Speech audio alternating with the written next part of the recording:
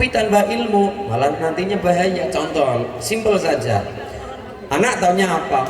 Pokoknya kok angger imame kelalen, imame lupa, yang wajib mengingatkan adalah makmum dengan isyarat subhanallah. Kemudian ternyata betul imam sholat Idul Fitri, imam nopo sholat Idul Fitri berapa rakaat bu? Dua. Rakaat pertama sebelum Fatihah maca takbir 7 kali. Rakaat kedua sebelum Fatihah membaca takbir 5 kali.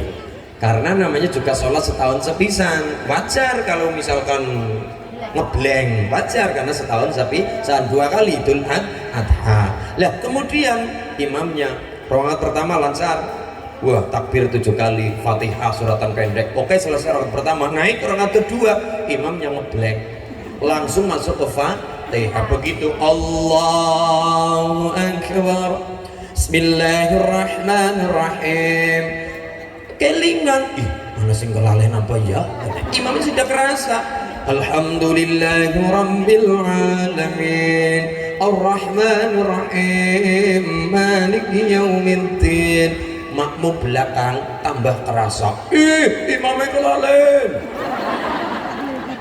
langsung subhanallah, seru banget subhanallah, padahal burinya persis subhanallah, imam tetap lanjut iyyaka na'budu wa iyyaka nasta'in ihdinas siratal mustaqim subhanallah. Karena tetap Fatihah melaku murid dilebel subhanallah subhanallah, jadi imamnya tetap melaku murid tetap ngeyel, malah saut-sautan, malah duet. Kalau ada posisi seperti ini, kalau sampai imam manut kepada makmum, karepnya keinginannya makmum adalah imam supaya balik lagi ke takbir, Fatihah supaya berhenti di jalan, kemudian balik ke takbir. Kalau ada posisi seperti ini, kalau ada sampai imam manut kepada makmum balik maring takbir ke awal lagi, malah sholatnya jadinya batal. Kenapa? Dalam tadi takbir 7 dan 5 hukumnya sunnah, dan Fatihah dalam sholat hukumnya wajib. Kalau sudah terlanjur masuk Fatihah karena sudah barang wajib, sudah tidak perlu kembali ke yang sunnah, karena tadi lupa, darurat lupa, ini sudah. Tapi kalau balik malah jadi sholatnya batal. Nah terus bagaimana? Tetap sholat Fatihah dirampungakan, tetap nanti sholat dirampungakan, dan balik ke takbir. Lah takbir bagaimana yang 5? Yang lalu biarlah berlalu. Ada contoh lagi, seorang ibu-ibu karena nunsewu sedang halangan, akhirnya tidak bisa berangkat sholat Idul Fitri, di rumah ngurusi kupak, ngurusi opor ayam, ngurusi meja tamu kayak anak kacang bawang, kacang goreng, kacang coklat, kacang panjang, kacang brul kawit dicapakan. Loh, pecel, kacang panjang sebagainya, masya Allah. Wes, ibu kan tidak berangkat karena tadi halangan. Oke, bapak yang berangkat. Lah ibu nih takon, masih muda, mamah muda. Saya, Mas Ulin, saya mau tanya ya, apakah saya boleh cium tangan suami? Padahal kan saya tidak berangkat sholat Idul Fitri. Nek cium tangan suami ya wudune batal. Berarti bagaimana rasa cium tangan suami kalau suami sudah punya wudu, kecuali nakana wudu maneh. Oke, tapi kalau ketika wudu diajak langsung sholat ya wudune batal. Berarti bagaimana rasa cium tangan kalau memang suami ingin menjaga wudunya? Berarti cium tangan jarak jauh. Ada nih. Cium tangan jarak.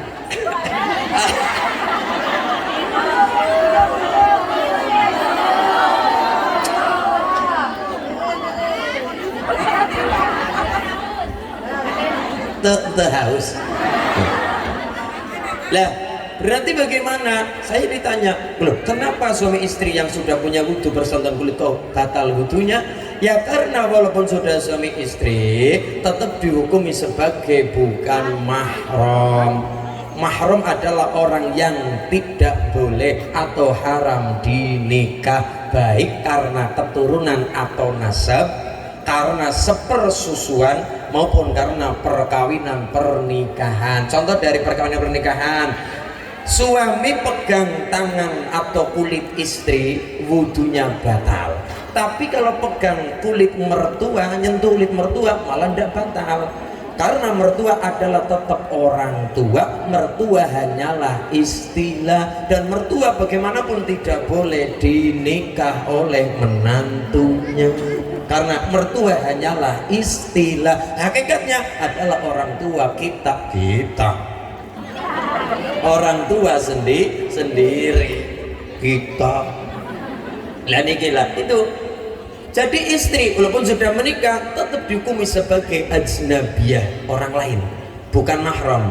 Mahram lho, bukan muhrim. Kalau muhrim adalah orang yang sedang melakukan ihram, itu muhrim. Tapi kalau mahram adalah orang yang haram dinikah karena beberapa faktor tadi. Itu udah boleh dinikah.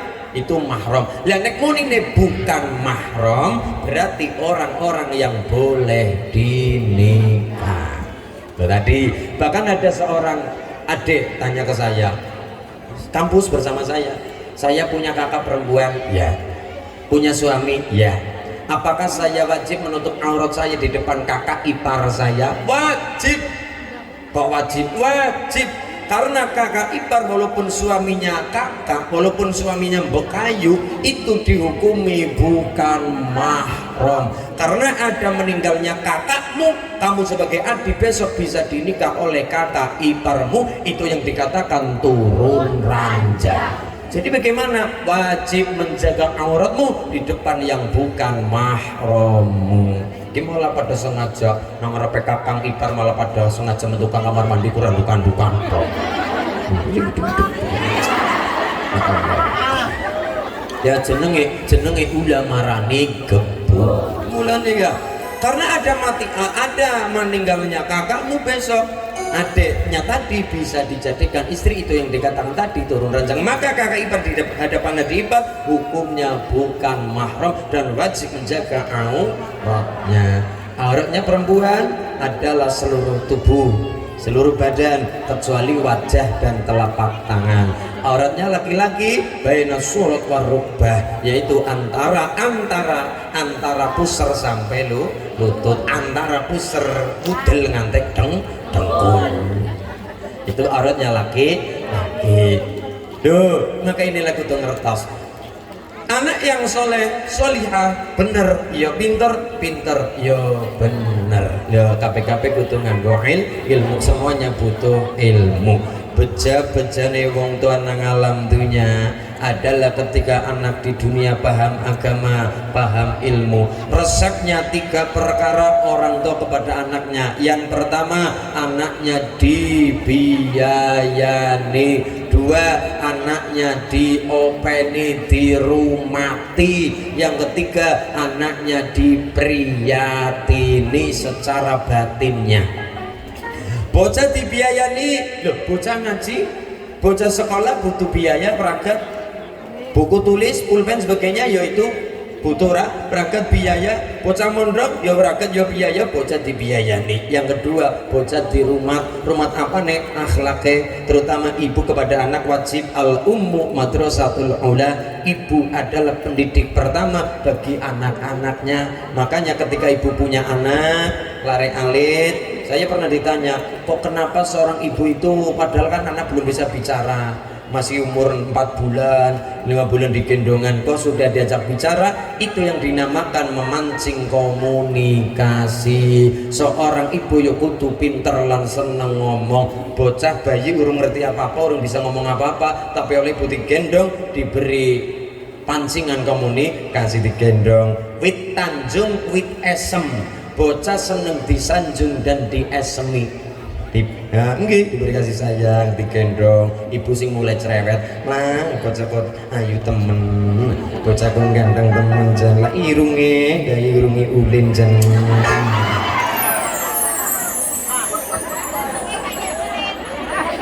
Iya, jangan ki calon iki anak wadon masyaallah jan pipine gemoy, irunge bangir, mripate sipit, kemudian alise tipis, nanggal sepisan jan, lambene tipis, untune gingsul.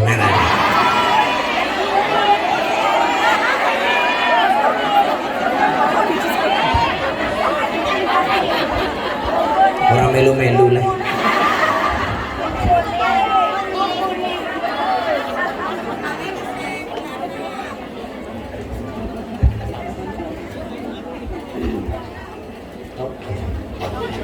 apa Bu?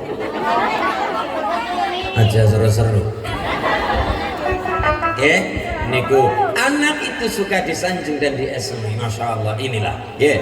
Maka ibu sudah ngajak komunikasi kepada anaknya. Syukur-syukur ketika lare, digendong, bahkan ketika masih di kandungan, umur 4 bulan, bayi itu sudah mulai mendengar, memorinya sudah berjalan.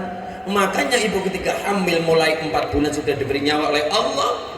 Fanfuhuruh, tiupkan nyawa ke dalam jarum bayinya janin seorang ibu, maka itu bayi janin dalam kandungan ibu sudah mulai merekam, mas mendengar mulai apik temenanan ketika ibu ketika hamil, terutama juga bapak laren di perut dibacakan Quran, sholat, patang, orang malah dangdutan lagi ketemu gede malah kemana lahir bajunya keder kemarin gede iya Gon. Dan itu pendidikan itu yang dikatakan sebagai pendidikan prenatal sebelum kelahiran. Mendidik anak niku butuh yang namanya proses, ora bolak-balik telapak tangan dengan mudahnya ndak, tapi bahkan sejak bikin, sejak nggawe iki ana peraturane. Menang.